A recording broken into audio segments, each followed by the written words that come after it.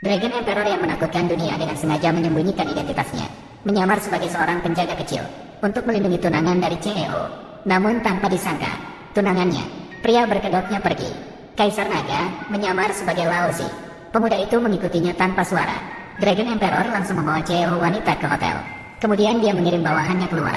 Bisa ditebak dengan mudah, apa tujuan orang ini dengan main-main sumpit? Mungkin ingin membunuh CEO wanita untuk mewarisi kekayaan keluarganya. Namun CEO wanita sudah terpesona oleh cinta, tidak menyadari sama sekali bahwa penipu itu meracuni minumannya. Tapi kata-kata manis Kaisar dengan cepat membuat CEO wanita tersesat. Tanpa ragu, langsung meminum air beracun yang diberikan orang itu.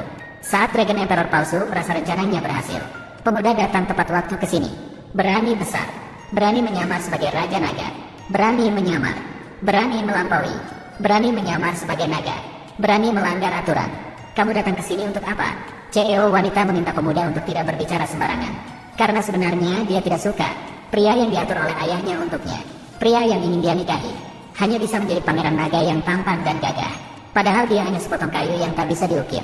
Namun sang CEO wanita sebagai kepala keluarga tahu identitas pemuda itu tidak biasa. Putrinya adalah gadis yang keras kepala.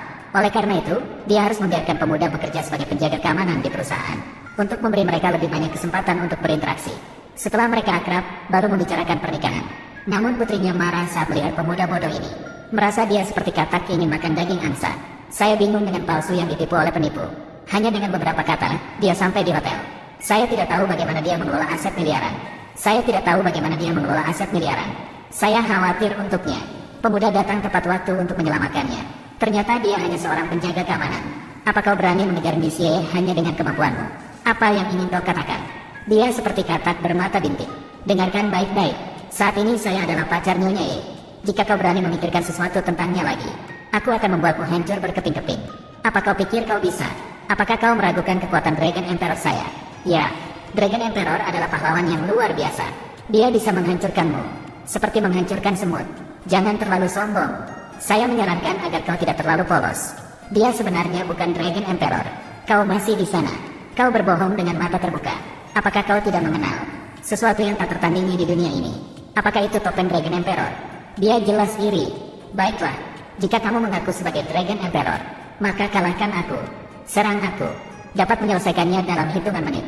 Kamu adalah Dragon Emperor sejati. Jika tidak bisa menang, aku akan membuatmu mati tanpa kuburan.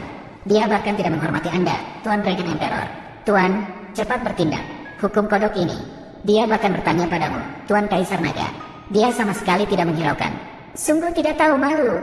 Menggunakan pedang untuk membunuh ayam. Dua bawahanku. Dalam hitungan menit bisa menyelesaikannya. Hei, di mana orang-orang? Semuanya datang ke sini. Pemuda, tunggu sebentar. Krematorium akan menjadi tempatmu. Baiklah, aku menunggumu.